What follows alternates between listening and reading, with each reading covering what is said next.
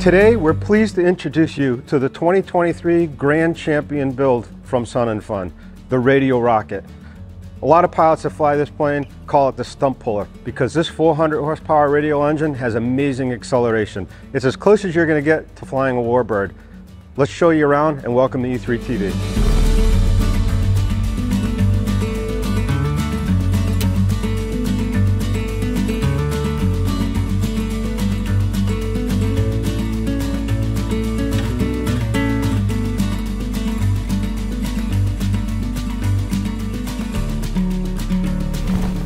Welcome back, everybody, and I'm pleased to introduce you to Dave Vorsas, and he's the gentleman that has built this plane many years, is the brainchild behind a lot of the stuff you're going to see today. And one thing I do have to say, Dave, is I've been able to watch you work in this plane. I've seen some of the work you've done. Hour after hour. Yeah, and I'll tell you, I really appreciate how meticulous you've been with this. Thank you.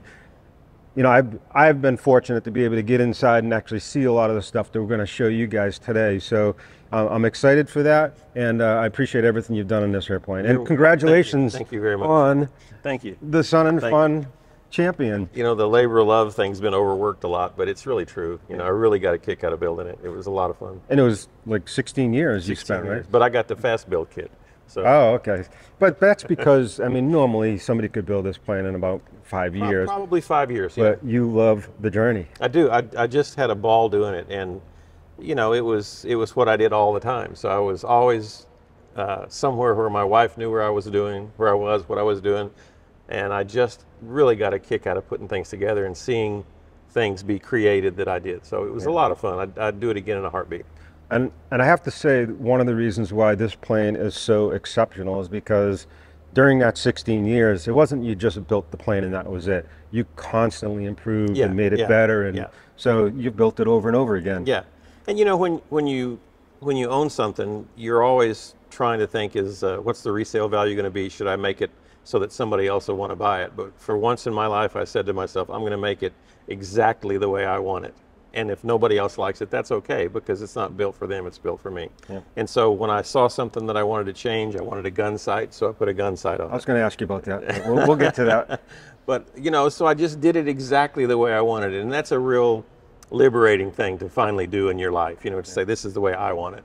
So before we go walk around and show everybody this plane, tell me what some of the requirements were when you were looking for a kit like this. What were the things that were important to you? Well, you know, everybody that flies wants to be a fighter pilot, and I'm no different than anybody else, but I've never been in that financial category that I could go out and buy a Mustang or something like that. So I said to myself, I'm going to build something, because I knew I would enjoy building. And I said, so what are my requirements? I needed a tailwheel airplane, I wanted a tandem airplane with a sliding canopy, and I wanted a big radial engine. I wanted to be able to see the thing smoke when it starts up and see the stacks rattle and hear all that noise. And I wanted to have that kind of an experience. And so I made a short list, and there were only a few airplanes that met all of those criteria. And one was the Pitts 12, which I went up and looked at, and it was a very nice airplane. But as I was driving back from seeing the Pitts 12, a friend of mine called and said, you got to look at this Radial Rocket thing that I just saw. So I went online and found it, flew out to to Kansas City, and saw the airplane, talked to the designer and the builder, and flew the airplane, and that was all it took. I came home and ordered the kit. Tell me about the builder, because the guy that built the airplane. Anybody. No, he actually is a designer of some renown.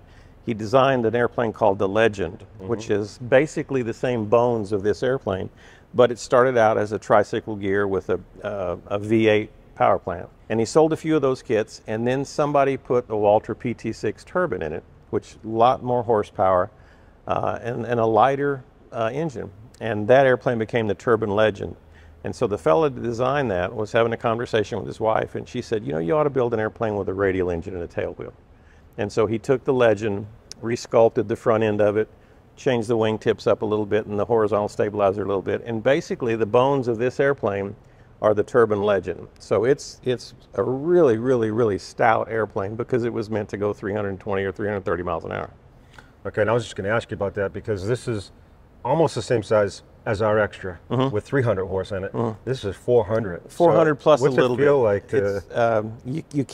You can't get on the end of the runway and just open the throttle and go. You don't have enough rudder to hold it straight. The guys with the nose wheel versions of this can do that because they've got a lot more steering authority than I do.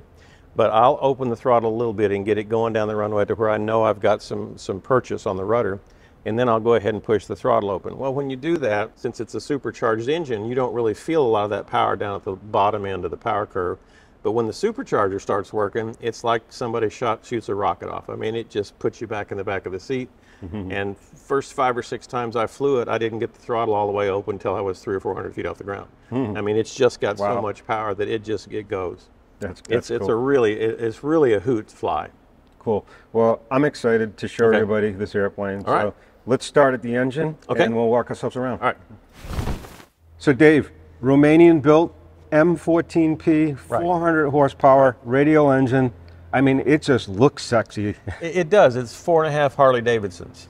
So it's 9 cylinders. Yeah, it's an M14P, Russian and Romanian built. This one was sent off to a company in Wichita, or Tulsa, excuse me, to have it overhauled. So they did some tricks to it. So it puts out about 400, 415 horsepower. It's supercharged. It's got a geared front end, so the prop turns slower than the engine does, which is kind of normal on these big radials, or these radials. But it's a great motor. It's really, really reliable. The Russians used it in everything. Their aerobatic airplanes, a lot of their helicopters, and it's been around for quite a while. And it's just a dead simple engine and really, really well built. This one's probably got about 60 hours on it since overhaul. And it's been fairly trouble-free, even with the teething pains of putting it in an airplane and never having messed around with one. The beauty of the engine is that it's fairly light. It weighs about 500 pounds, which is about what a normal aircraft engine weighs, and it puts out just gobs of horsepower and gobs of torque. This is a really big prop, and it needs all this length and this pitch to be able to hold the power. Okay. So let's talk about the prop for a second, then I'm going to come back to some questions in the engine, because I noticed that this prop is pretty different than other airplanes like this that I've seen with this prop. Now you awarded this special, right? A lot of the guys that have this engine use what's called a scimitar prop. It's a prop with a blade that's got a big curve in it, and it's aerodynamically a lot more efficient. However, it doesn't look right for this airplane. This airplane has a real 40s feel to it.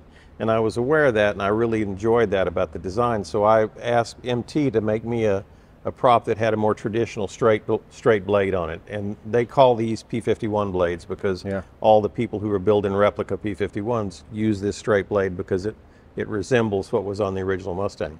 And I've been really happy with it. I borrowed a prop from a friend of mine who has a tricycle version of this.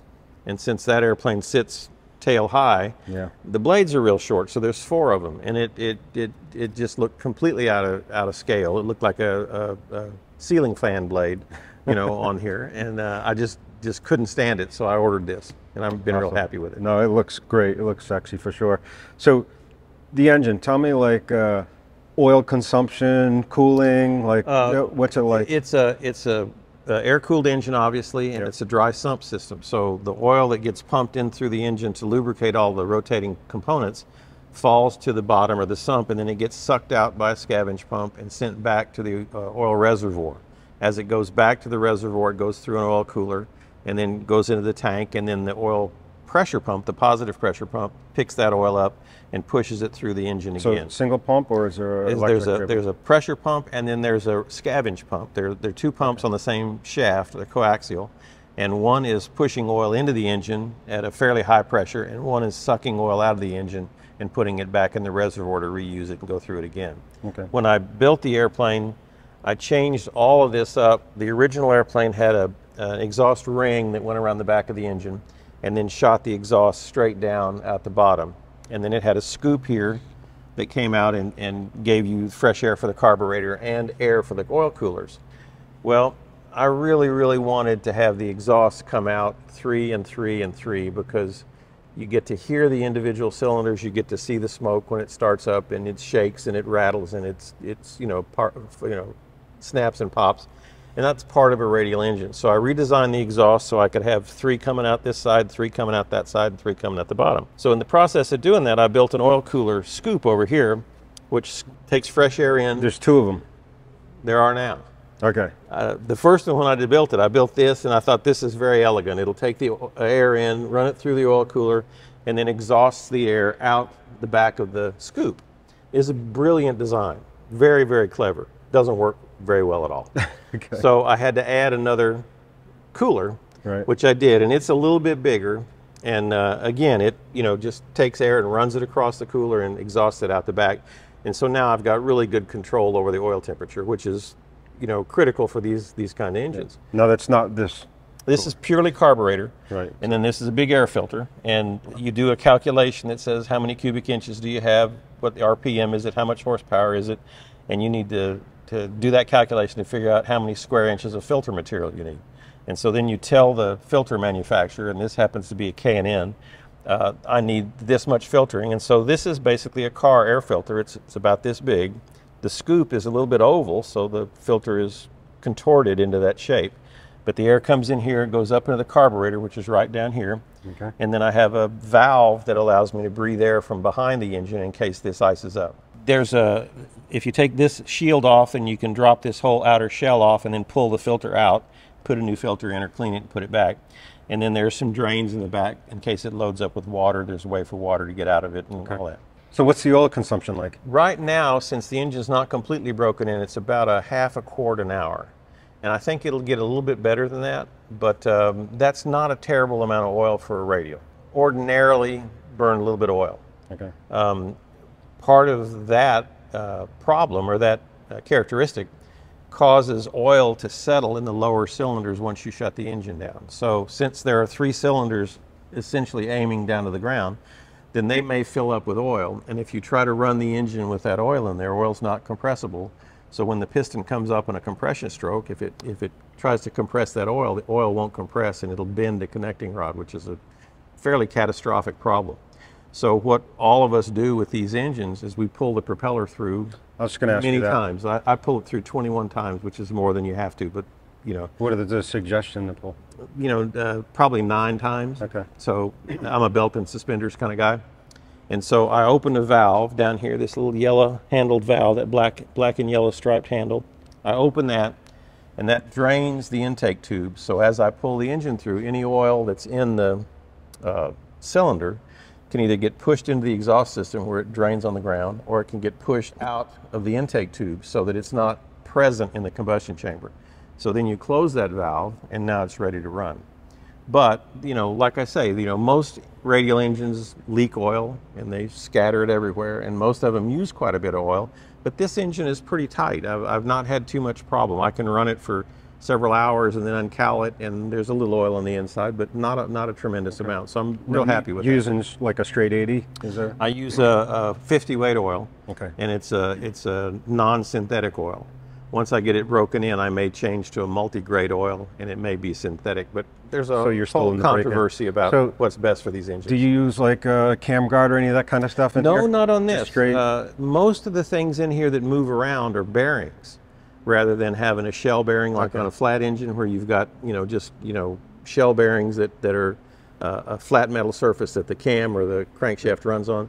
Almost everything in these engines is either a roller bearing or a ball bearing, so it's a much more robust construction method. Okay. On an engine like this, do you have like baffles and all that too to try to? Yeah, if you look between the cylinders, since the cylinders are slanted out like this, then there's a wedge-shaped baffle in between each cylinder, and what that does is it forces the ram air that comes through here from the forward speed of the airplane plus from the propeller. It forces that air to go through the cooling fins on the cylinder and on the cylinder head. And then that air ends up behind the engine, and then it escapes out these ports where the exhausts come out. So that calculation is all pretty critical, so that the air that you ram into the front of the cowling can actually get out of the cowling just as easily. So you don't want it to hang around behind the engine.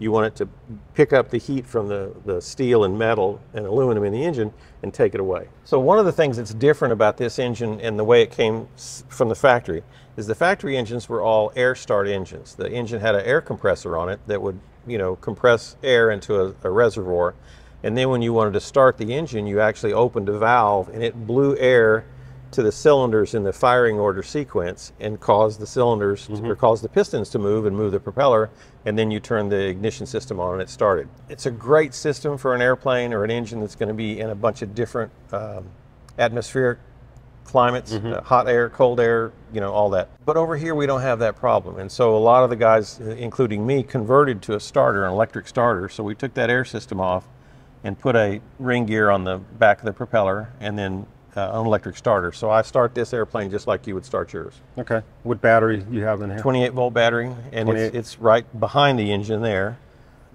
So it's a pretty standard electrical system. Big alternator on it, about 60 amp alternator, and then the starter, and it does really well. Okay. Cool. So I want to get talking about the airframe, and I know there's some other really cool stuff in the gear I want to go through. So let's dive in and do that. Okay. All right, Dave. So I want to talk to you about a few things that I see here. Okay. One is you already talked about it a little bit, but the exhaust you built here. Tell me a little bit about that.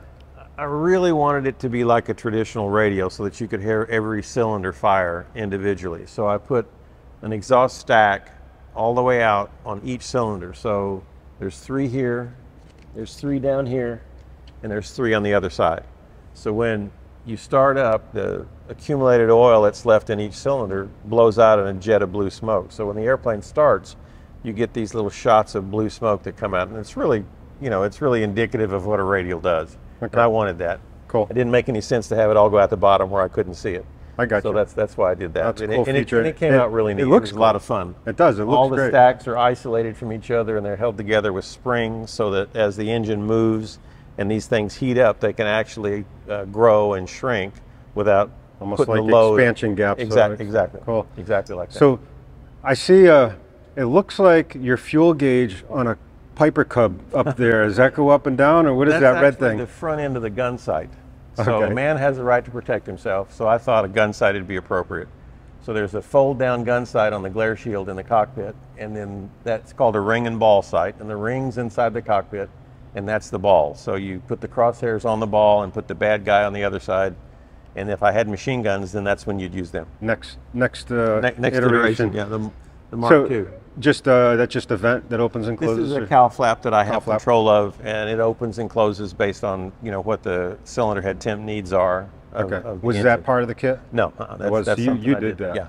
Okay, that's really cool. So you got to tell me a little bit about where did this name come from?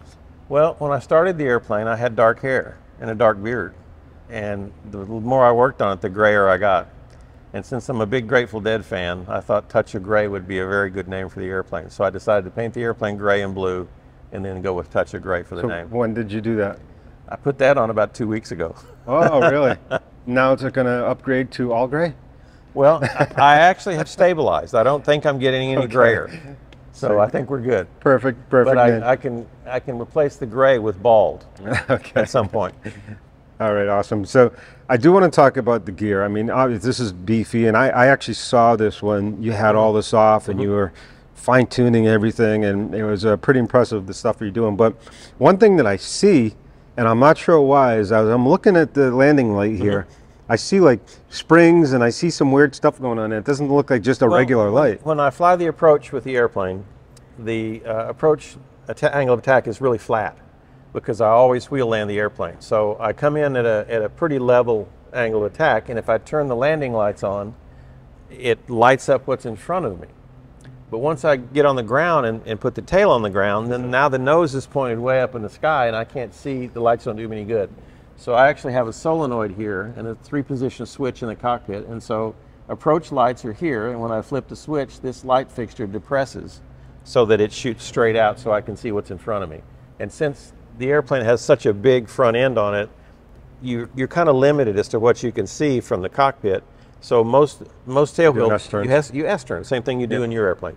And except that I've got this big, huge thing out in front of me that makes it a little bit harder. So I really wanted to be able to see what was going on. Now, having said all of that, and having worked on that system for a month or two, I have never flown the airplane at night, so I have no idea how effective it is. Well, maybe we'll get the lights on before we close up here. We'll turn it on and we'll check it out. So, I mean, that's what I said in the beginning when we started the talk, that how I appreciated all the things that you've done and the way you've engineered them, and it's just perfect how you've done it. That's the fun of it. That's where the joy comes in. I mean, you get to say, I have a problem. How am I going to solve it? And then the first 3 or 4 ideas you have. I mean, the first idea on this, I actually had a vane sticking out of here that would change with airspeed. And then I made one, and I looked at it and I said, that's the stupidest looking thing I've ever seen. And so I started over and did it with a solenoid. But it came out pretty neat. It's pretty elegant, really. All right, great. So tell me about the gear. I mean, is this got a lot of travel, or how does this work? This portion of the fairing is attached to the wing, and this portion of the fairing is attached to the spindle end of the gear. So the landing gear is a telescoping tube. It's not hydraulic or air oil like most general aviation airplanes. It's just a big flat spring inside of a tube. So it compresses and stretches, and then there's a slot on the front and the back to index the wheel so it doesn't try to steer. Okay. So it just goes up and down. It's really simple and it's really robust. I wanted it to be a little stronger, so I put some additional strength on it. And it's a real simple, elegant system. Okay. I think the Glass Air uses it on the mains. I'm not sure about the nose wheel, but that may not be right. But it's a design real similar to that. Okay. Now this is a steerable tail wheel, right? Steerable tail wheel with a D10. So you don't have to brake Yeah. differential braking or anything. And the airplane actually handles really well on the ground. I mean, the gear is wide enough apart to where it's not twitchy. And like I say, I land it in a wheel landing configuration. And so by the time I get slow enough to put the tail wheel on the ground, it's completely controllable. The brakes are good, but the gear's wide enough apart that you really don't have to mind it too much. Once you get the tail on the ground, it's really pretty docile. Okay, so talk to me about this plane and ground loops. Is it something you ever feel worried about? Yeah, anybody who flies a tail wheel is always worried about it because a lot of things can affect it. If you have a tire that starts to go flat on you, that'll do it. If you get too aggressive with brakes, that'll do it. But the people that I learned to fly with would not let me use the brakes at all until you were down to almost a walking speed on the airplane, and that my muscle memory pays attention to that. The airplane on takeoff, I'll keep the tail on the ground until I get a little bit of speed, and then at that point the rudder starts to work, and so I'll put the stick forward and lift the tail, and that'll take a pretty good push because it's a little bit tail heavy. And once it's up on the mains, now you can see where you're going, and that makes a huge difference. And the airplane is accelerating so fast that every second that goes by, you have more control authority. Yep. And And then once you get up to rotation speed, you're just which gone. is what? In this airplane, I usually break ground about 80 miles an hour. Okay. The stall speed in landing configuration is about 73, 74 miles an hour, and all of my calibrations are in miles an hour, not knots. Okay. All right, so Dave, let's talk a little bit about the materials on this plane. All composite, right? Mostly fiberglass, some carbon fiber. Any place where there's a hard point or an attach point or the spars, everything else is fiberglass. So carbon fiber. What's on those points? Carbon fiber. So that's carbon fiber. So carbon fiber coming down from the engine mounts to the wing attach points inside the fuselage.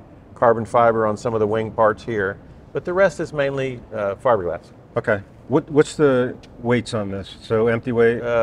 Empty weight's 1850, something like that, and then full up is 26, 2750. With 400 horsepower? Yeah. That is like a Harley Davidson. It is. It really accelerates like crazy. That's cool. So fuel here. So obviously this is a wet wing. The spar's right about here, the front spar, and so all the fuel, or a lot of the fuel, is in what's called the D section, which is the shape of the leading edge. So from the spar to here is fuel, from that tip all the way to that tip, one big tank. There are baffles or anything in them? Everywhere there's a nose rib, that acts as a baffle. Okay. And then we've got a bulkhead here that goes this way, or rib, and then another one that goes right between the flaps and the ailerons, and there's fuel in there between the spar, the front spar, and the rear spar. So fuel, fuel, fuel, no fuel, no fuel, no fuel, no fuel. Now, Dave, I saw you were working on a modification that had to do with fuel in the back of the wings. Like, what is it you did? So if the airplane's in a climb, then it's possible for a little bit of this fuel to hide back here, because when the airplane's level, all this fuel rolls forward through the spar. Hey, and then you're getting fingerprints on my airplane. So I can actually trap some fuel back here in a particular configuration, and then if I fly the airplane out of trim in a slip, I can actually push fuel from the center section back out into here. So I put pumps on either tank right at the joint of this rib. There's a rib here. I put a pump right there that picks up that fuel and pushes it back to the sump. So part of the procedure flying the airplane is periodically you suck the fuel out of the back of that. Now once these tanks are full, it doesn't matter because they're all draining forward. But once you get this much fuel used and the only fuel you've got left is from there to there, then sometimes you need to pull that out. Okay. How did you get to it? Is it underneath? There's actually an access panel there to work on the aileron bell crank. Okay. And so I was able to go up, in there and, do that to get it done. And then run the fuel line along the flap well back to the... So these look like strong wing, almost like the extra wing. Yeah, so yeah, they are. What's the G's on this? How's it rated about? I don't remember exactly, but I think it's probably 4.5 positive and probably 2.5 or 3 negative. But the wing is just as rigid as can be. So, if the wing and the horizontal stabilizer, there's no flex in it. Okay. They're just really stout. Of course. But again, the airplane was built as a Legend. This is the same wing that was on the Legend. And the Legend was meant to go 300 plus miles an hour in cruise. All right, great. Anything here we should talk about? No, everything's pretty normal out here. Obviously, there are vents for the fuel tanks on either side, and they come out down here. And then the ailerons and flaps, the flaps are electric, and they're Fowler flaps. They go out and down. So it adds quite a lot of lift to the wing before it starts adding drag. So they go out, and this is mostly lift, and then when they start going down, you start picking up the drag. All right, let's talk about these. Come on over, let's hit this.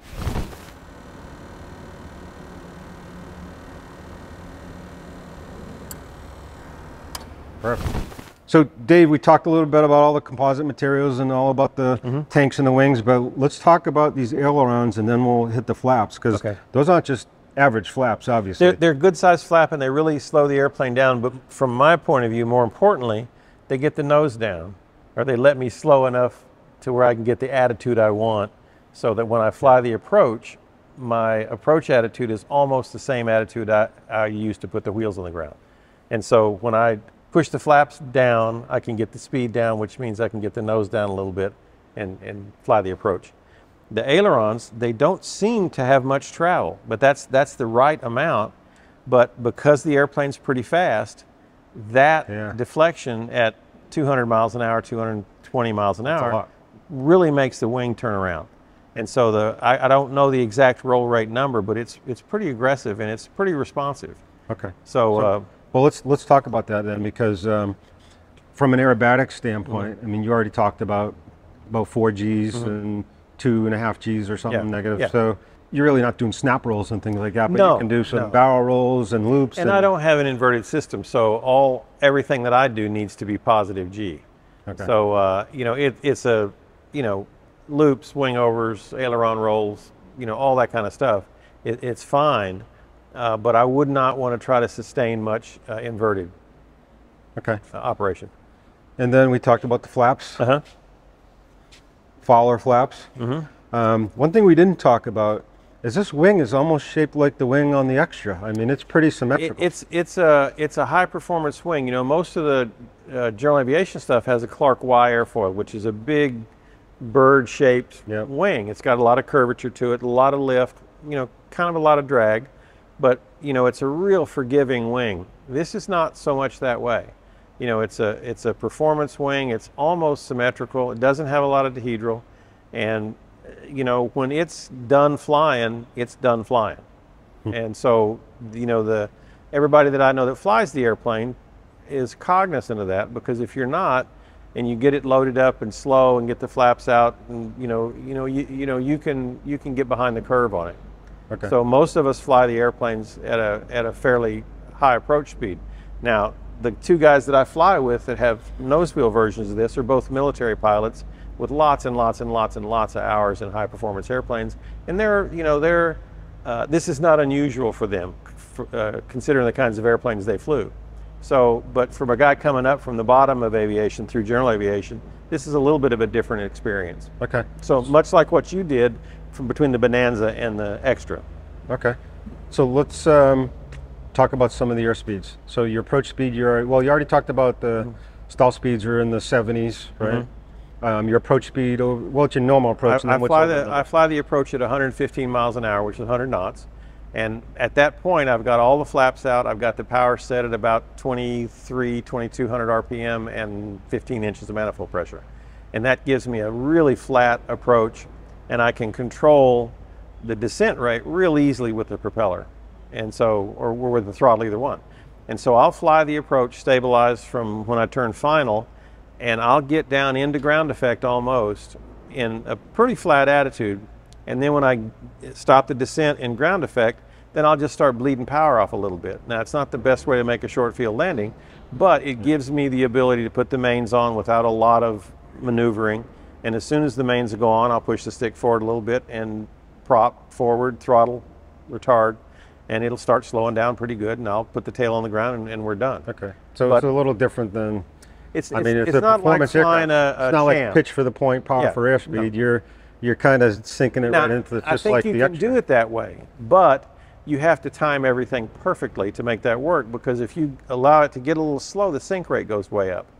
And once the sink rate goes up, you can't save the problem with pitch like you can on a lot of general aviation airplanes. I had a Decathlon and I had a Citabria. It's the same airplane except for the wing.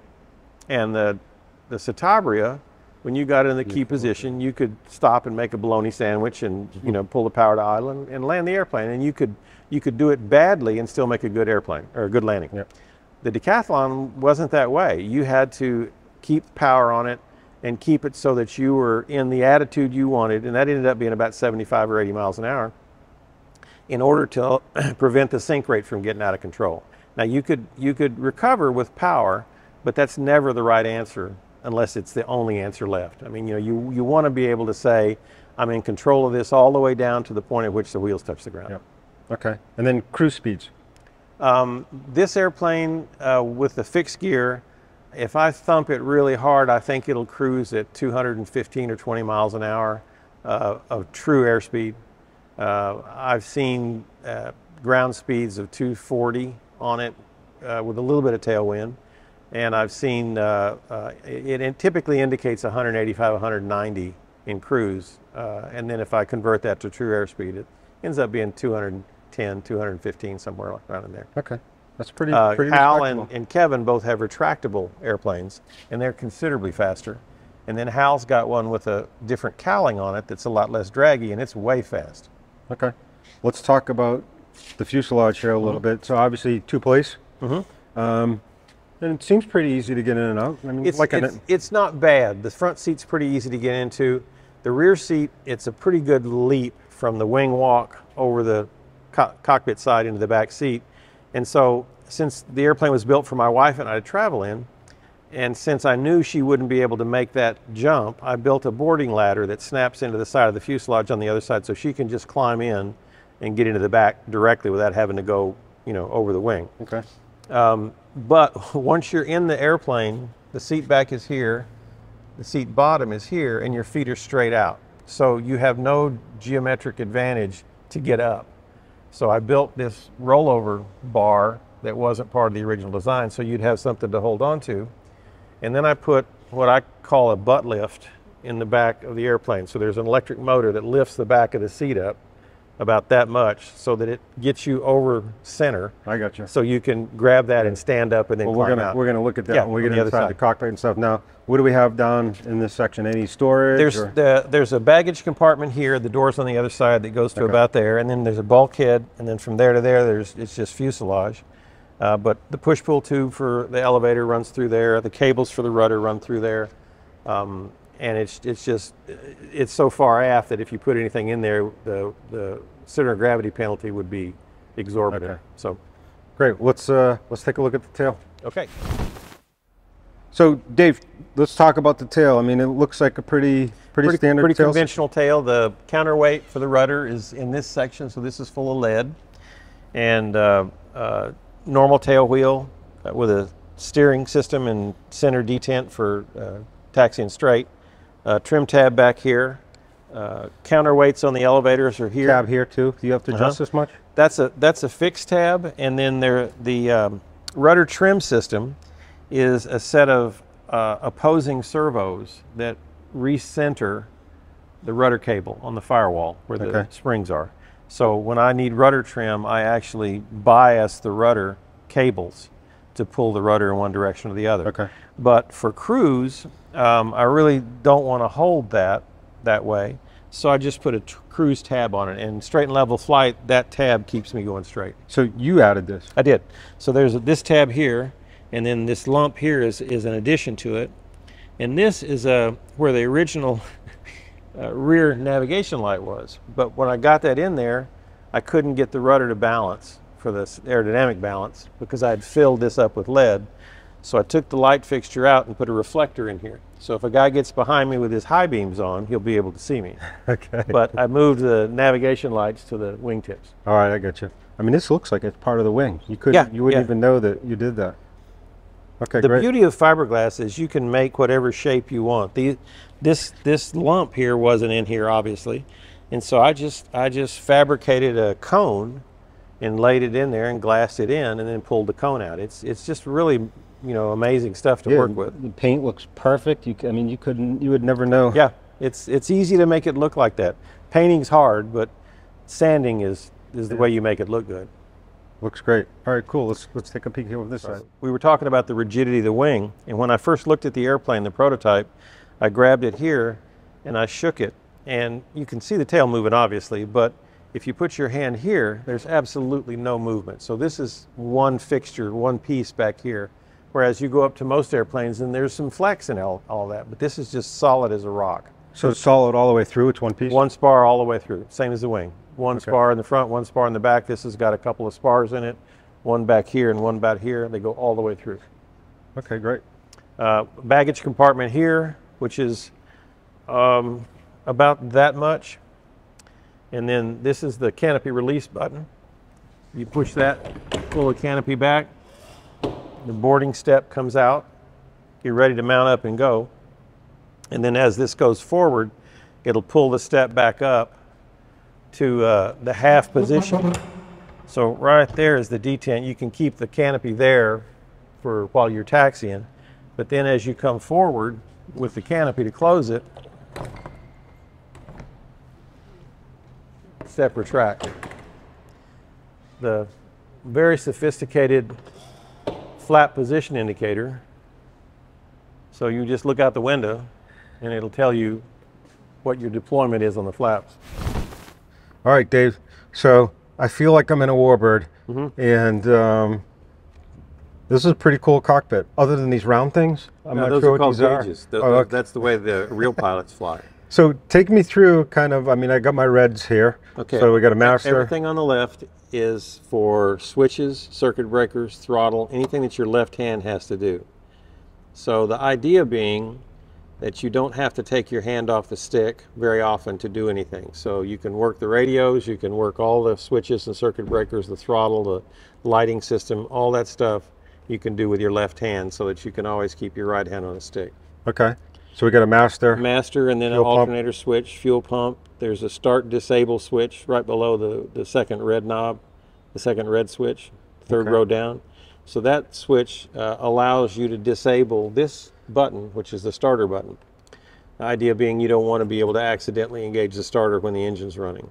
Okay. So that switch energizes the starting system. And then everything else is real normal stuff. Is the procedure then this is on to start, then you're using this button? Yeah, you know, turn the master on, turn the fuel pump on, turn the start enable switch on. And then I start here. Check your fuel pressure, then prime it with the black button at the front of the... It's up here? Yep. And then put your right hand over on the right console. There's a mag switch, and then there's a red button on the side there. So the red button is the shower sparks, which is an ignition booster. Left thumb on the red button. Oh, this button over here. Yeah. And that starts the starter motor, and then you push the red button on the right side. That energizes the shower sparks. When the engine hits, then you turn the magnetos on with your right finger. Right there. Yeah. Okay. So, fuel? On off for fuel, that's on. Okay. The yellow handle on the right side is the oil tank, so that's off right now, so the oil won't drain out of the oil tank and seep back into the engine. Okay, and then right underneath here? That is an auxiliary fuel tank that's in the nose compartment right now. That's another 7.5 gallons of fuel. That's just a little bit of a range extender. Okay, great. So, got my switches here. throttle, start, pump, or All the lighting switches are just aft of the throttle on that side panel. So the Okay. lighting switches and circuit breakers are all there. autopilot's out right now, and op there. Okay, great. Then I've got my standard 6-pack. Autopilot console, intercom, G530, 550, 550. 550, avionics master. All the circuit breakers and buttons or the switches for the radio stack are on that column right there. Right here. Fuel flow indicators on the bottom below the radio. Right here. Yep. Transponders over under the yellow handle on the right. That's the trim indicator below the transponder. And then all the engine gauges are on the right. Then above, right below the gun sight, is an annunciator panel that lets you know when the flap drive's going, lets you know when the oil pressure's low, when the oil bypass is on, when the alternator's low or the battery's low. Got a couple slip indicators here. And I see a gun sight. Yes, sir. That's pretty cool. So what do we have on our stick here? The coolie hat is pitch and roll trim. Okay. The left button is autopilot disconnect. Okay. The button there is transmit. It's not my gun? No, there's no gun. This is a peaceful mission. Okay. The button on the side, that is control wheel steering. Okay, for the autopilot. The button on the bottom is ident for the transponder. Okay. That's and then pretty... over on the side panel, you can see a set of hieroglyphics that tells you all that stuff. Okay. So, trim. That's pretty... I like the setup. They feel great. I can imagine this is like flying a warbird for sure. It really is. You know, I don't have a lot of time in warbirds. I've got some T6 time and some Dauntless dive bomber time and things like that. But it, you know, everything's where it needs to be. You know, you don't have to reach across yourself to do anything. Yeah. It's all right there. And I see the passenger also has rudder controls. And those come out so that if you're not flying with a passenger, you can take them out. The guy in the back doesn't have a tremendous amount of room, but the guy in the front has plenty of room. So it's almost as wide as a real P-51 up in the front. It narrows up a bit in the back, but it's a very comfortable airplane to sit in and fly. Yeah, I mean this is way more than we have in the extra, and it looks like everything's sealed here. Like in the extra, if we drop something, it's going to be jamming something. Yeah. No, if you drop something, it'll run up against the bulkhead in the back seat, and you'll be able to reach it back and get it. All right, let me hop out of here. Okay. Easiest way to do it is to grab the top of the rail, pull yourself up, and push your back against this. There you go. Now reach forward and grab that, and then grab, there you go. So Dave, I really appreciate you showing us this airplane. I mean, the attention to detail that you put into this, everything is immaculate. I mean, the customization, the things, the extras you've done to it makes this absolutely a unique, only one in the world that's like it. And well, I really appreciate it. Thank you very much. I got to say that I just had a ball building it. I really did. I didn't regret doing it a minute, and I enjoyed every bit of it. And it was a challenge, but you know, you could always see the end of the challenge, and so you could go to the next thing. And it was just a lot of fun to do, and I'm real proud of it. And I made it kind of a one of a kind because that was what I wanted. I wanted something that nobody else had. Yeah, well, you definitely achieved that. So thanks. And anybody, if I know there's a lot of you out there might want to talk to Dave or ask him questions about this airplane. If you want, just email us at support@e3association.com. That's support@e3association.com, and we'll get you in touch with Dave. But Dave, thanks. Thank you very much for all the time you guys spent. Thanks. This was a wonderful thing to go through. I had no idea it was this complicated. Yeah, and it's beautiful. So thank you. Thanks, all right. Dave. Take care, everybody. Bye.